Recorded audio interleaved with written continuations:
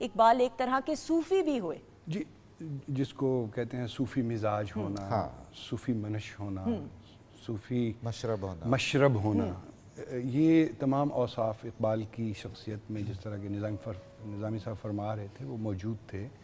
پھر ان کے کلام میں بھی تصوف ایک بہت بڑے موضوع کے طور پہ شامل ہے. بے شک. اور ایک کتاب بھی لکھی گئی ہے کہ علامہ اقبال کا روحانی مقام، ایک کتاب لکھی گئی، اور ان کے یہاں جو روحانی حوالے آتے ہیں، جو متصوفانہ حوالے موجود ہیں شاعری میں اور زندگی میں، تو ہمیں اچھا نہ لگتا اگر وہ روحانی جس طرح کے روحانی خیالات ظاہر کریں اپنی شاعری میں وہ ان کے مزاج کا حصہ نہ ہوتے تو ہمیں اچھا نہ لگتا. مولانا روم کو انہوں نے اپنا روحانی استاد بھی کہا مانا، تو اس طرح سے بھی ایک بالکل جی. صحیح. تو اب جس طرح آپ نے کہا کہ ان کا عوامی ہونا، تو صوفی تو عوامی مزاج ہوتا ہے، اس کے پاس تو کسی طرح کی جو تفریق مذہب و ملت ہے وہ ہوتی ہی نہیں ہے.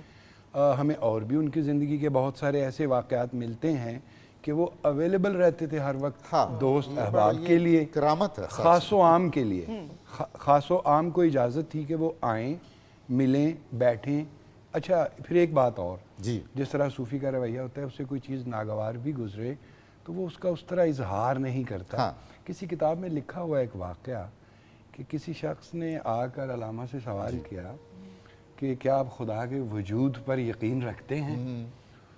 تو علامہ نے ان کے سوال کو خوش سلیقگی کے ساتھ ذرا ادھر ادھر کر کے تو ایسے جواب. جب وہ چلے گئے تو وہ کہنے لگے کہ دیکھیے اس طرح مجلس میں اتنا بڑا فلسفے کا سوال کر دینا کہ کیا آپ جانتے ہیں وجود کیا ہے، یقین کس چیز کا نام ہے، اس کی تعریف کیا ہے.